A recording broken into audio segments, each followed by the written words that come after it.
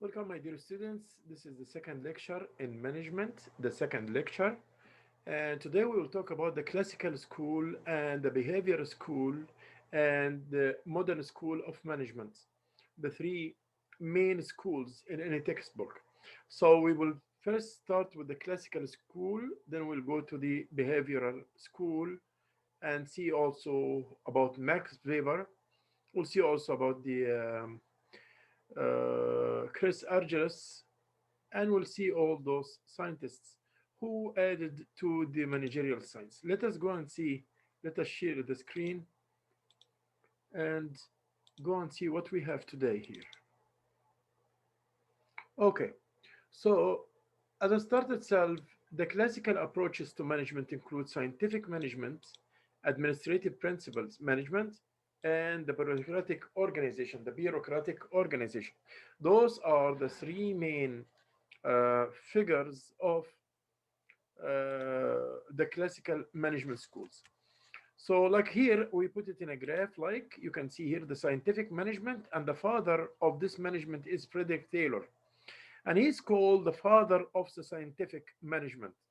They call him the father's Frederick Taylor. They call him the father of the scientific management. Then we had the administrative principles for Henry Fayol, who was an engineer, and he set up 14 principles for the management, as we will see today. Then we will have the bureaucratic organization of Max Weber. He was a social scientist, and he put the bureaucratic model. And bureau and cratic means the power of the desk or the power of the office or the power of the table which you write in or which you make on the decisions. So those are the three schools which we are going to talk about today. Let us start first with the scientific management and Gilbert. They were studying like the motions. They made time and motion study. Something is called time and motion study. And they try by the time, and this was after, directly after the Industrial Revolution in which started in Europe and the United States. And this started after actually the invention of the vapor power. And so what happened in the motion studies, they were trying to eliminate the non-essential moves that the workers do while he's in job. So like workers do two types of movements: essential moves to do the work and non-essential moves, as example yarning or extending his body, stretching, standing and just talking with someone. All those are called non-essential moves or non-essential movements. So they were trying, those scientists, they were trying to eliminate these non-essential movements in the start itself. So they try to eliminate wasted motion. So why did they try to do this? They try to do this actually to shorten the time of production. As example, if it will take to produce 1 unit about 1 minute, then by moving the non-essential movements, then it will be only 50 seconds. But the question is, do you think that the human is a type of like a machine? We will control him to this limit? No, of course. And for this reason, was one of the critic points which was directed to the scientific management, because they treated the human as a machine exactly. So they didn't put into consideration that flesh and blood, and they need the human needs to move, to walk, to relax, this and that. So they were talking actually about the humans as they are a type of machines. So, and this, of course, not like nowadays perspective to the human or the view to the opinions of about the humans working in a workplace. Okay, the practical lessons from scientific management: make results based compensation performance incentives. It's actually, they say, you should link between the production of the worker and his incentives and his bonus and his okay. So the He will produce 1 unit, let it give him $1. 2 units, give him $2. 3 units. Again, we are talking about treating the person or the human as a machine. And this was another directed critic point to the management, the scientific management school. Carefully design job with different work methods. Actually, they did very good things that they are the first ones, the scientific management. Let's talk in general. They were the first one to say about the specification, job specification, and job specialization, that everyone should be specialized on a point only. The second point, which is counted for the scientific management, is that they uh, said that everyone should come to work or be hired. This person should be trained very well, and that they said that the management or the management now is not a spiritual or something of smart people. Management is science and should be taught as science. And this is what Frederick Taylor said. For that reason, he was called, and they called him the father of the scientific management, because he's the first one to say that management is a science. Science. It is not a smart work or experience or art. No, it is based on science. For that reason, anyone who comes to work, hiring people hiring workers should be like correlated with training them, and that the training is a process, continuous process. He said also carefully select workers, train workers. That's what I'm saying. Train supervisors to support the workers. That he said. Then next came Henry Fayol after the appearance of Frederick Taylor, or the father of the scientific management. Henry Fayol actually, he had 14 principles. Okay, he had 14 principles. The first of them is called division of labor. What do we mean by division of labor? Division of labor means is to divide the workers or divide the work on people and assign each one to do a specific job. So now, as example, I'm doing this cup as example. So I'm assigned to only just spray it.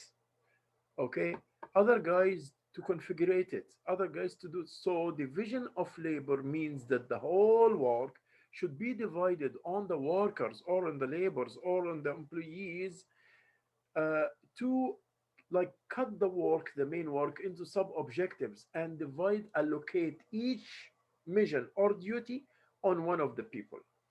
Second thing, he talked about the authority, and he actually talked about the authority and talk about the responsibility. So he said, if you want the people to work, you have to give them authority, and in the same time they will have responsibility. They are a double coincidence, exactly like the coin. It has a face and the other face. So there is one face is the authority, and the other face is the responsibility. So the more you go up, the more the authority will increase. The more you go up in the organizational structure, the authority will increase and the responsibilities also will increase. So authority and responsibility are inseparable. You cannot separate them. Discipline. He said, this is, I'm talking about Henry Fayol, everything should be in order. Everything should be in a good system. Okay. Unity of command means that all the workers should take their orders from only one employer, one boss only at work. This is the meaning of unity of command. One boss, only one boss. Okay. Unity of direction means all of us are moving to serve or to achieve only one objective or one task or one goal. All of us are moving to do this goal. It's called unity of direction. As example, I'm a teacher, okay? So me and the other teachers in the college, all of us are having unity of direction, which is education. All of our directions, all of us, regardless of specialization, accounting, business administration, this, that, all the people at the end are moving towards one task, which is the educating the people. Okay. Subordinates of individual interests. And this is another point also. Uh, the people, I will give a favor to a group of people rather than giving it to only one person. And this is for the public or for the whole people benefit. You don't favor one person in front of a group. No, should should favor the whole group rather than one person. Okay. Remuneration means everyone is working should be remunerated.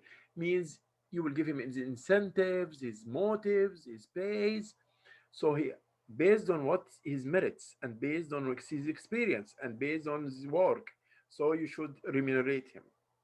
Centralization means the power of taking decision. Centralization means the power of taking decisions is in only one hand or is not decentralized between many departments. Only one department, only one person is responsible about the decision making.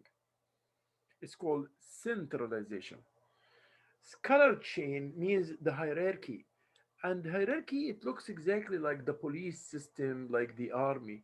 Means, as example, we have top management, board of directors, chairman of the board, then goes to the vice president, then from vice presidents it goes to the head departments, from the head departments to the supervisors, from the supervisors into the line workers. This is what's called hierarchy and or scholar chain. Hierarchy or scholar chain. It means that you are going down in the structure or downward or upward from top to bottom or from bottom to top. So this is how it works. It's called hierarchy or scholar chain. It looks exactly like the army, like the system of the church, like the system of the army, like the system of the police. That okay. Still, I'm saying when you go up in the organizational structure, your responsibilities are increasing and your authority as well are increasing. Order, everything should be in order, and that's what he said. Everything should be in order, everything should be organized, everything should be as in its own place as it's supposed to be. People know the system, people know everything. If I'm absent today, the work will not stop, the work will continue because someone will relieve me at this work and the work will be done. Not because I'm absent or I didn't attend that all the work will be stopped. No, this is the order. Equity means like treating all your employees alike. Do not distinct one from other. No discrimination. All are equals. So this is the equity. Do not bias. Do not discriminate those issues. Personal tenure. What is the tenure? Means that you are feeling when you are working that you are long lasting here. You don't feel that you will be threatening, like in any moment they will kick you out. So, this is the meaning of the personal tenure.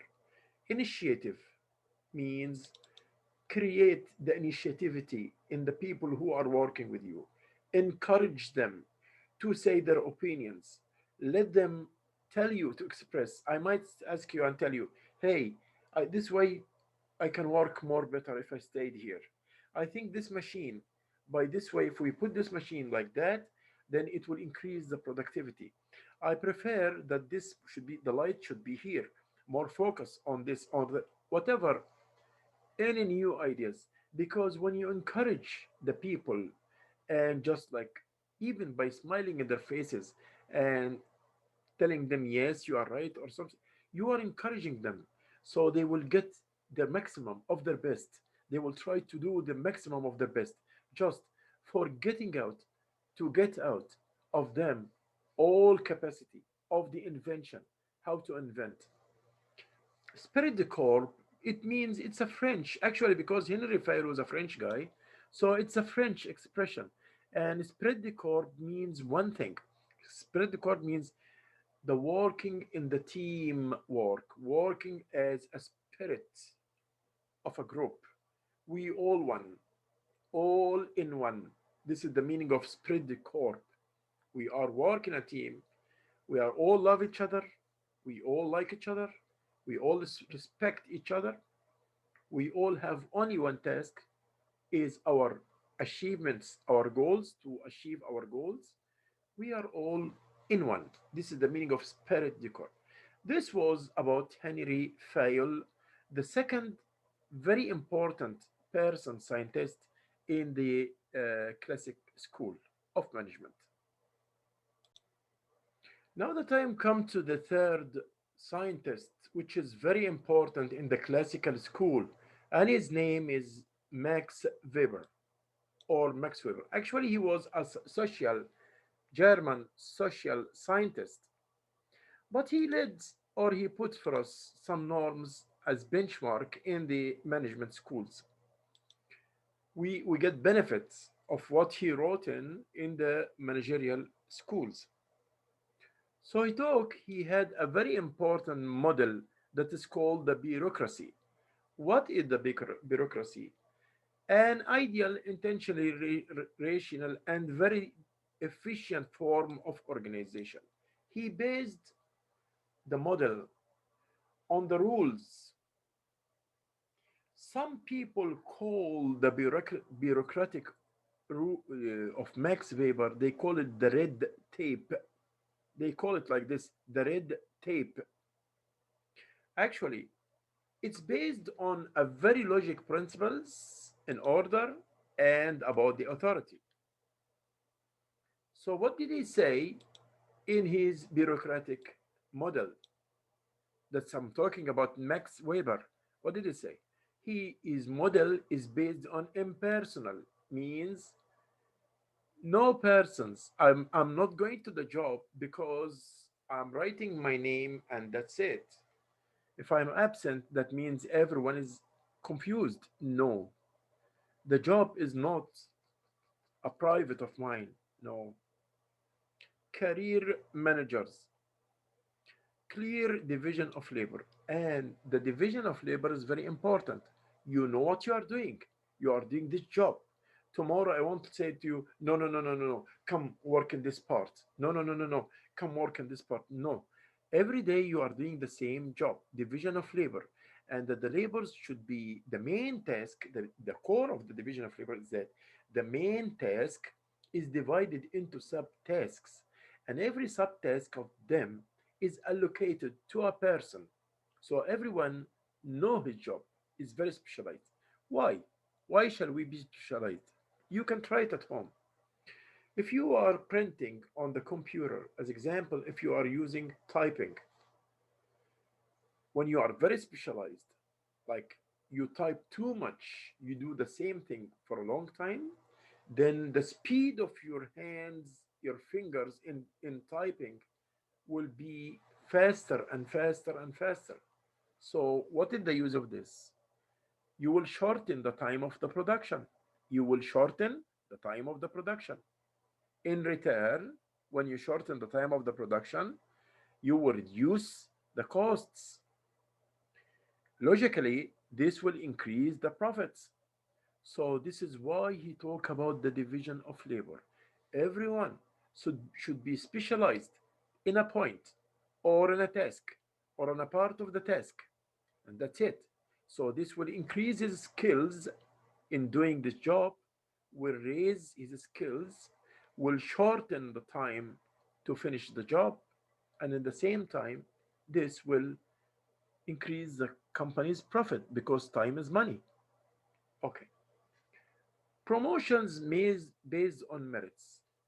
You have 10 persons, two of them are very, very skillful. So Try these people to give them bonuses more, because you know that they are very, very skillful, and you know that they have a good ideas, initiative ideas, this and that.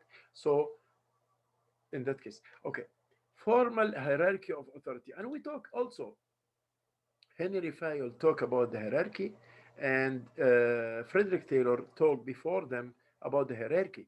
So it's not a new one. They all talk about the hierarchy. The hierarchy, like I told you, it's called a scalar chain, and it means that the order, there is an order, like from top management to middle management to low level management. You cannot exceed these levels. It looks exactly like the army and the police officers and the church, right? Okay, from as example, the top management, the top manager, then the middle line manager, then the low level manager, then the worker. So it means that the worker will not exceed all this and go to the top management directly. No. If he wants to say something, he has to say it to his direct supervisor. And the supervisor will go to the next level, and the next level will go to the next level, and so on. The bureaucracy model depends on the rules and the standard procedures. And this is another point. He depended on the standard procedures. This means everything is written, nothing is hidden, rules are obvious to everyone, nothing is like in the gray area to understand it with double meaning, nothing like this. Everything is clear, rules are there, specifics are there, your duties are, you know all your duties, it's written, you took it in a written paper, you doing it. Responsibilities, your responsibilities, your authorities, your mission, your task, everything is clear, nothing in the gray zone, everything is very clear. uh, Now we can say, is there any disadvantages for the bureaucracy model? If there are any advantages and disadvantages for this model? Of course, when Max Weber invented this model, he thought about the best for humankind and the best for the management and the best for all the people, because he was a scientist, a social scientist. But people, most of them, understood it in a wrong way. So he talked about the clear division of labor. He talked about the clear hierarchy. He talked about formal rules and procedures, everything to be shown up and clear. He talked about the impersonality. It's not my company. I didn't bring it from my home. He talked about the career based on merits. Good people should be rewarded. Very, very initiative people should be rewarded. That's what he said. And when he did this model, he said this for the best of the people. This will be the best for the best of the people, for the best of the workers, for the best of organizations. But let's see what's going on in the disadvantages here.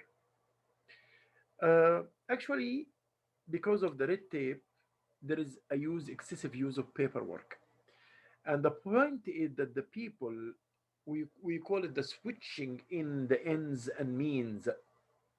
Switching in ends and means. By other meaning, the means became an end for its sake, just for its sake.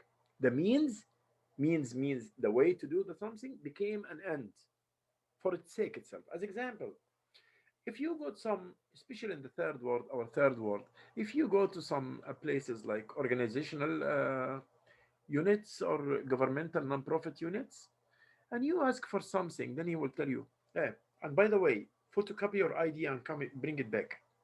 Photocopy this paper. You say, this is excessive. You have it. Say, no, no, no, it's not clear. Give me another one. Then you will bring the other one. Okay, we need another photocopy. So all this excessive work of paperwork and procedures are duplicated. It's not just, but when Max Weber said, he said, I want you to photocopy as example your ID because I want to keep it in your file so that if you lost your ID, I will have a copy of it. And that's enough. That's what he said. But now here, the copy itself of the ID became an end as its own self. I just want him to copy it. regardless what is beyond. What's beyond copying? It's not a matter. It doesn't matter. This is the problems of applying the model itself. The other thing shown is handling problems, rigidity in the face of shifting needs. Cause because of the rules leads to this rigidity. As example, you can say, "I'm sorry, I can't do anything. The rules are telling me I'm following the rules. I cannot go beyond the box. I cannot move on. They told me you have to spend like this. This is what in my papers here and my rules. I cannot spend more. So if the tap is broken in the company and I don't have money I don't have, the rules are telling me only you spend in this and that and that. I don't have expenses for fixing the tap as example. Then I will stop. This is what we call rigidity. There is no flexibility in applying the model. Resistance to change. Well, people always having the resistance of change in everything. So, like, if I tell you something newly, if I tell you, why don't you go home from here? And you used to go from other, you say, oh man, why I don't want to go in this way now. I don't know it. I'm not familiar with it. I'm familiar with this way only. This is the way which I take every day. So this is the way which I will go in. Employee apathy, and this is another point. The model is good for some people and frustrating for some others because it's like it's not dealing with the people like with humanity. It's not dealing with the people with kind of it's still on the extension of the classical schools, which in general treat humans as kind of machines like. So this is the advantages and disadvantages of the bureaucracy model for Max Weber.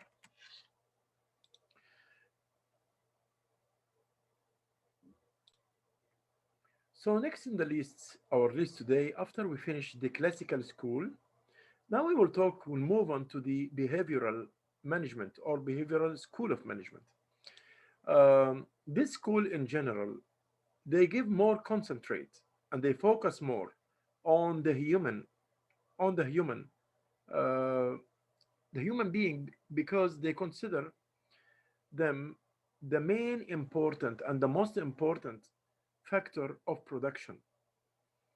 We said before the factors of production are the land or natural resources, the equipments, capital, and human resource. So, human resource in due to the behavioral school uh, is uh, is the most important factor of production, more important than the machines, more important than the land, more important than the capital, because humans are the one who will help in generating the success of all this blend, or they are the one who will cause the failure of this blend. They will make a good company or they will make a bad company. That's why the behavioral school focus on the humans more.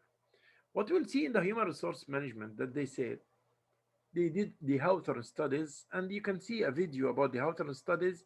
It's about some ladies. It's done by Elton Mayo and his group.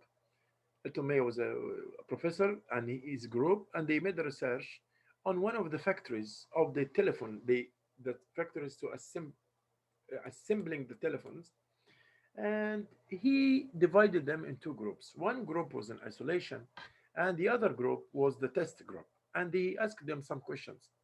First question is, give me your opinions about things. Some of them said, I want to sit down here in this place. I don't want to sit down here. And I said, okay, we'll let you sit down whenever you want. Second, I prefer that the lights and these lights should be more because when the light is more, I will produce more. Okay, you will have what you want.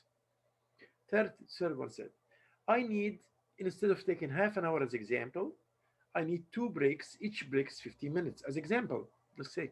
Then he said, to care about the break time? Yeah, okay. You have what you want.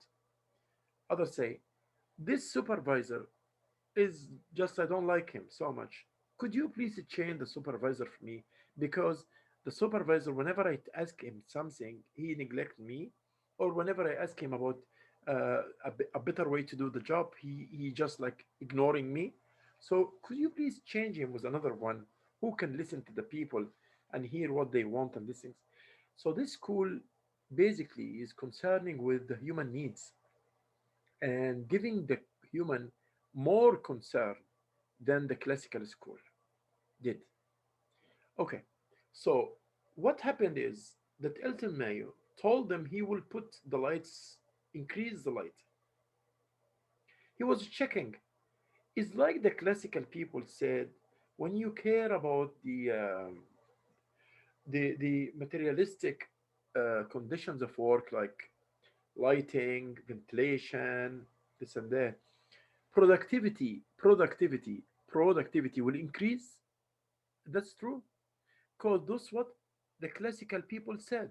They said when you care about illumination, ventilation, this and that, incentives and incentives, money incentives only, all this the classical said, then productivity will increase.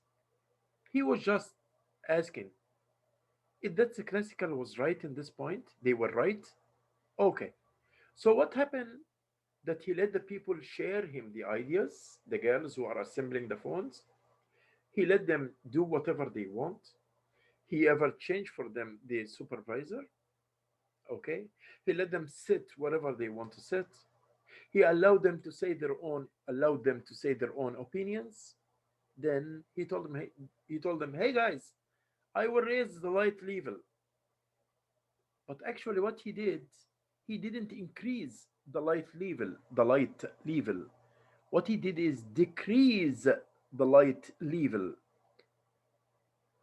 Though he decreased it, the productivity curve was increasing. Oh my God. That means there is a problem in what the classical people said. This is on contradict, opposed, the opposite of what the classical said. The classical said when you increase the lights, the illumination and ventilation and so on, the productivity of the worker will increase. But what is the reason here? Why, though he decrease the light's level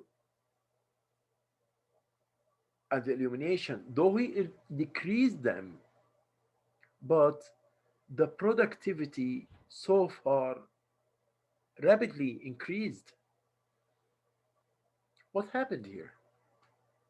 What happened because of sharing the workers the ideas, sharing the feelings, let them express their emotions. They want the supervisor, they don't want the supervisor, they want to sit here, they want to say something about production.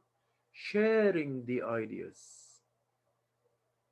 make them produce more, even the level of lighting decrease.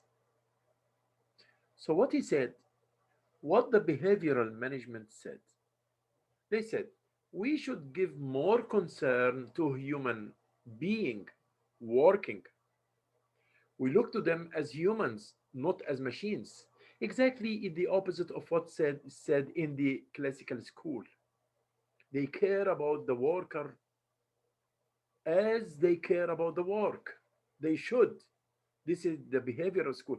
Caring about the worker more than caring about the work or as equal as to the work. The third point is sharing the ideas, participating in decision making. All these points all together leads to increasing their productivity, though the illumination and lighting and all around them was decreasing. So he said there are another factors in addition to what the classical people said that increase the productivity, like sharing in decision making, like incentives, which is not only money, rewarding them. even clapping for them. That's good idea. When you tell your employee, when you are as a manager, and tell your employee, yes, you did a good work here. Good job, thank you. He will feel very happy and he will be able to produce more and trying to make himself devoted more to work, and he will love work more and more, and he will show more reality. This is what is the behavioral management school work on. This is about the Hawthorne, but only we don't have only Elton Mayo and the Hawthorne studies. We have also Maslow's theory, and we have Chris Argyris and McGregor's, Douglas McGregor's and Argyris theories. Let's go to them one by one. So this is a sketch or a draw or a graph that show us the schools of management in front of you here. The behavioral school, we have Mary Parker Follett. She stressed on the communication between people as a reason for success. X and Y theory, we will talk about it for Douglas McGregor. We will divide the people into X model and Y model. Chris Argyris will talk about the personality and the organization. Elton Mayo and his colleague, they did the Hawthorne studies, which I told you about assembling, the telephone assembling, which I just tell you about it. And Abraham Maslow's The Theory of Human Needs. Now we will handle every one of them apart. Then we will comment on this school, how far this school into the addition to the schools of management. So, what about Mary Parker Follett? What did she do? We're still talking about the human behavior school. Groups and human cooperation. Groups are mechanisms through which individuals can combine their talents for a greater good. So when people work in groups, it's better for them than they work individuals or apart. Organization are cooperating with communities of managers and workers because the managers are workers are all one community, so they have to cooperate. That's what she mean. Mary Parker for it. Manager's job is to help people in the organization cooperate to achieve integration of interests. So it's a part of the management job. And this is the same thing. Now, like we know now the core idea of her insights. So, because when the people cooperate, they will be very good in problem solving. They will be good in raising high profits to the organization as well. How thorough study, I talk about it already, and that there are the psychological factors. Initial study examined how economic incentives and physical conditions, we call this the materialistic or the physical conditions, like lighting, ventilating, all this, affected workers' outputs. And because the classical said like this before, like I said, mentioned before. So no consistent relationship found. That means that there must be a relationship between the productivity and between those workers sharing the ideas, giving them non-financial incentives and motives as rewarding them, giving them certificates, appraising what the work they did. This all increase the productivity. Psychological factors influence the results. So here we will say it's not only the physical conditions, but there are psychological factors that affect increasing. That's why we care about the human now, as he is the human. I mean, is the most important factor of production in any system in the world.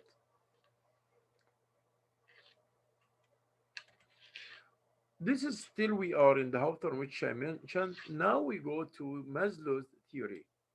Actually, Abraham Maslow said that human needs can be divided into five categories. We have five categories of human needs.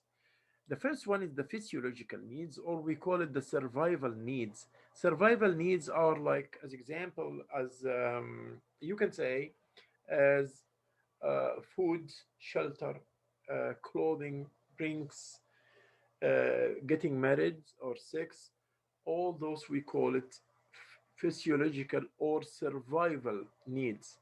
Without the existence of these needs for humans, they will distinct exactly like the dinosaurs. They will not be on the planet. They will never be anymore on the planet. So those things are very important and for survival of the humankind. We call it physiological needs, the physiological needs.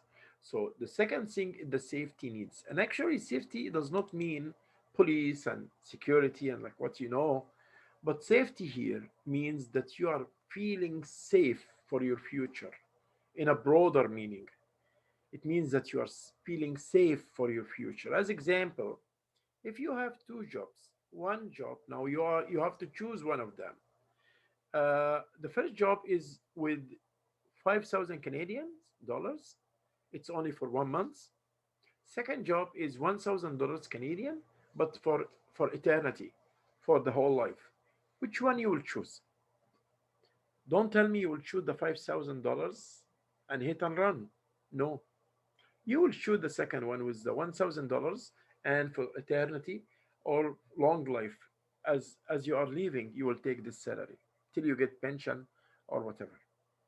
This is the safety. The safety is when you go home, you know this road. You went from this road many times, but you don't know this road. So I will go from where what I knew is better than what I don't know. This is the safety. Social needs is we call it the social needs, the needs of belonging, the needs of belonging.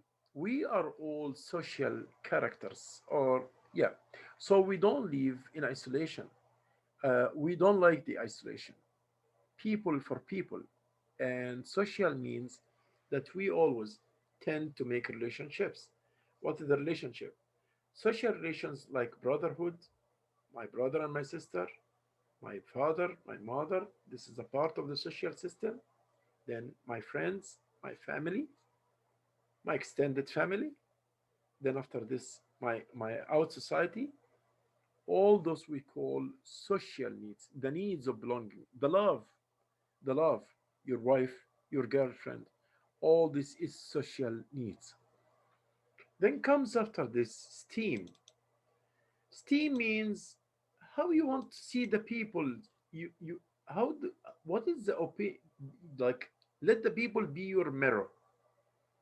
How the would you like the people to see you? Respectful guy, a person achieving his own tasks, respectfully yourself, this and that, in good grooming and this and that. So this is steam.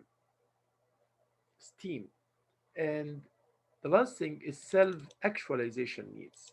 What you are running for in your life, your aims and your tasks. This is self-actualization. You cannot imagine every day you can wake up from your bed. You don't have a plan for the day, or you don't know what you will do, or you don't know what you won't do. So this is the self-actualization needs. Here we go, maybe in this pyramid, and some sketches put it in a pyramid, and this also we can say it looks like a pyramid because this is the base and this is uh, the upper level. So let's see from the bottom here. He said, Maslow's actually said that you cannot move from a level to the second level unless you should satisfy the lower level first. So you cannot move from this level into the next level unless you satisfy this level first. So we have the psychological needs. Most basic of all human needs the biological maintenance. This is what we said survival needs. You cannot live without eating, without drinking, without marrying, without having your girlfriend, without you cannot live without shelter, without clothes.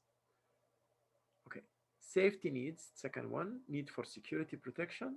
Social needs of love and belonging. Esteem needs for esteem in the eyes of the others. Like I told you, check the mirror. Let the others be your mirror. Okay. Need for respect, prestige, recognition, all this esteem. And the fifth part is the self-actualization needs, which is highest level need for self-fulfillment. What do you do to grow and use abilities to fullest and most creative extent? You're trying, struggling with life to be, hmm, to reach to the top, like what we say. So those are Maslow's theory. But the problem in there was a transmission for Maslow's theory. Let me tell you something. Maslow said that you cannot move from a level to the next level until you satisfy first the lower level. And this is no. Some people are eating and drinking and they are moving also, they are closing the door on themselves, choosing good jobs, and at the same time they are loving, they go to visit their family, so they are doing all together. And they are looking for the prestige in the people, so you are doing all of them. But Maslow's actually said that you cannot move from a level to the next level unless until you satisfy the lower level first. Means I cannot go for the safety needs when I am hungry, when I'm hungry or when I'm thirsty. I cannot go to the safety needs, but people are doing all this together. And he said, based on the importance, some needs for some people, but not this is an exception. I'm talking about the exceptions. Some needs for the people are higher than some people. Sometimes when you go to the exam and you don't do good solution on your answer sheet, you don't feel hungry. So sometimes when someone like attack you or something, you feel you don't want to eat, you don't want to drink, you feel like vomiting, like even throwing up. So it doesn't go like this for all the people. The model does not go like this for all the people. But for the majority, yes, maybe. But you can move in between all the levels on the same time. Not like Maslow said, you cannot move from a level to a level until you satisfy the lower level first. No, you can move on them. This was the only point of critic that was directed to Maslow's theory, that people can move in between the five needs. Then we come to McGregor's theory. McGregor's theory, X and Y theory. What's in X and Y? What we talk about X and Y theory, what we'll say about it.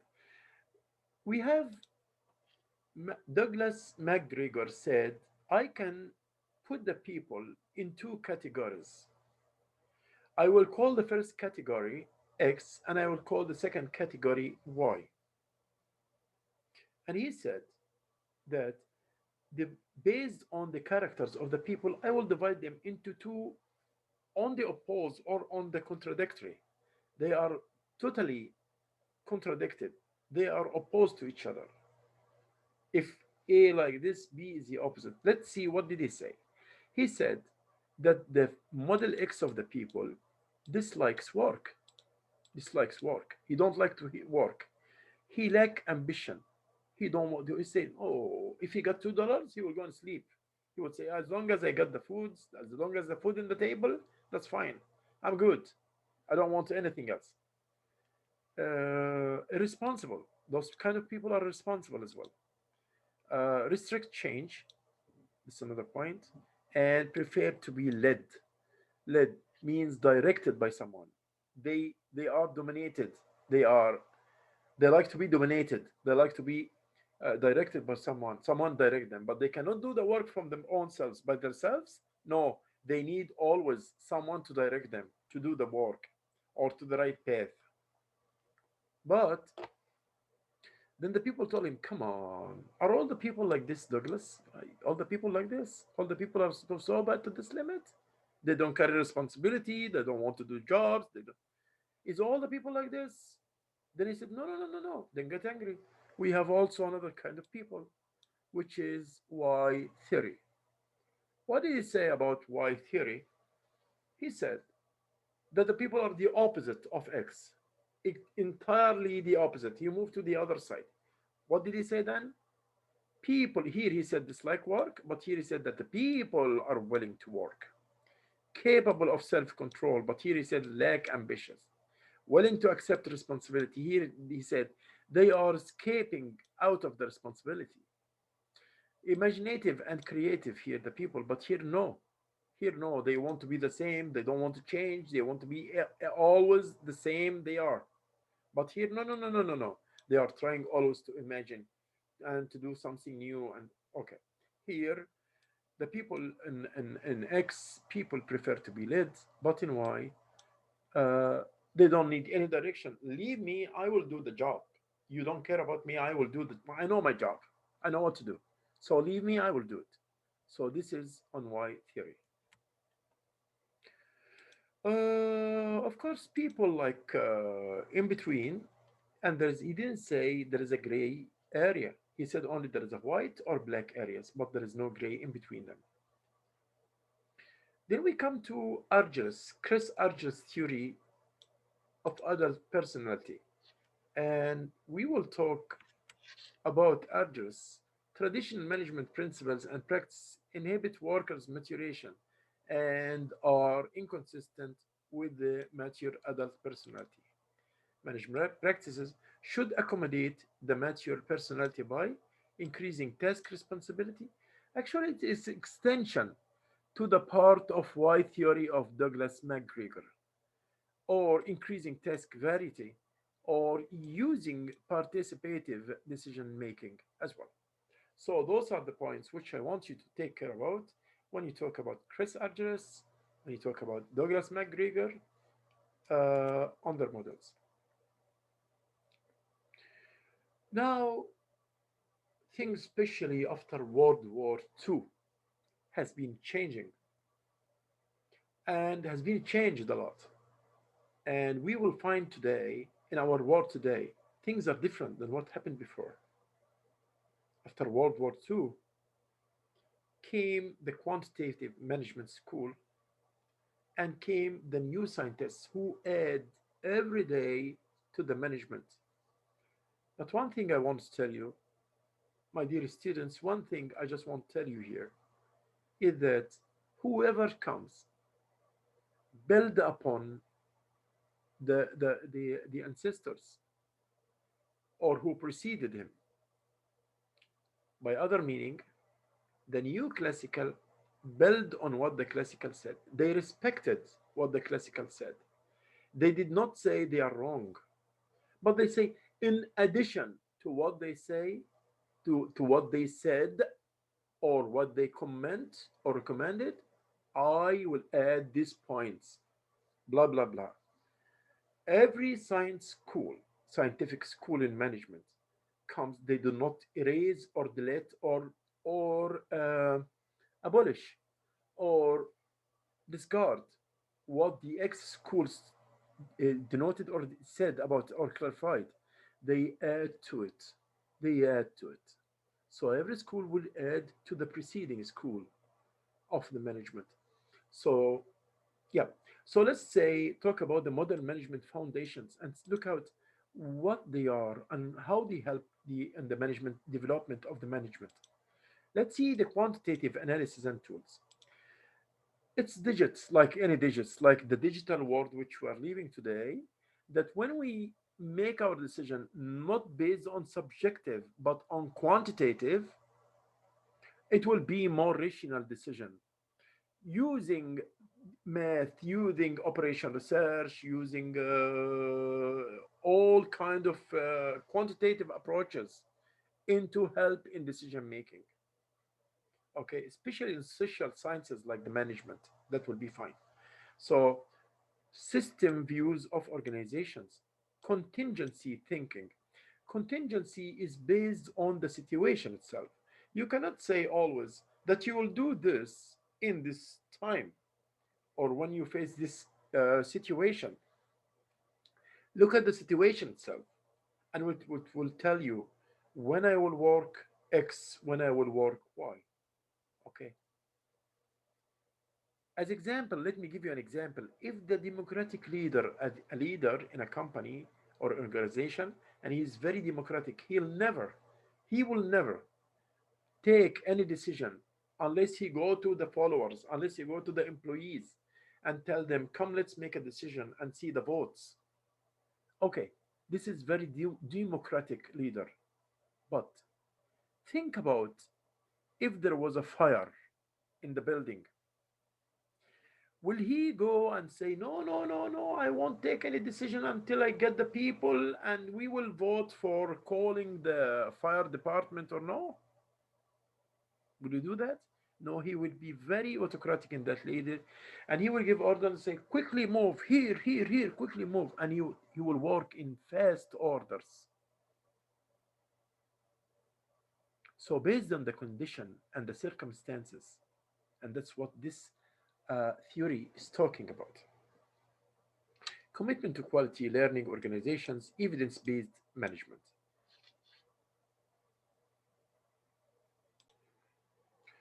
So, like here, the quantitative analysis and tools, uh, like what we when in which field we can apply the quantitative analysis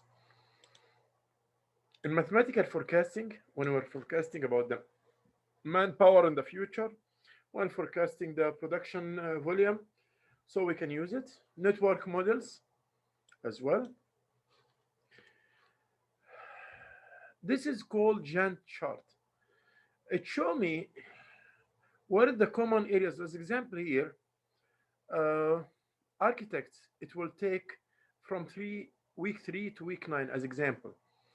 Foundations will come from week 6 to the half of week 7. But both of them, the architect and the foundation and the building frame, will be on the job from the week 6 to week 9. Those three things, those three departments will be in process. As example, between week 12 and week 18, or months 12 and months 18, because time and months, between months 12 and months 18, we will have two only process.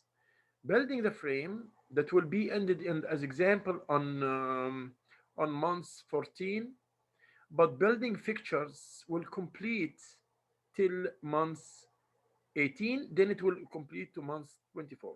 So we're expecting from 18 to 24 to have building fixture only, while we expect on on the architect will be till month 9. So we can know from here how many process of those phases are commonly sharing in one period of time. Like here, the second period from 6 to 9 months, we have architect is going on, we have foundation is going on, and we have building frame also is going on. Three operations on the period from month number 6 to month number 9. So it shows the stages of production. This is again chart. Quantitative, it will help me to use the math in inventory control, in Q theory, the waiting line and waiting list, in linear programming. And I have also a videos in the linear programming, because please go to see it if you wish to see.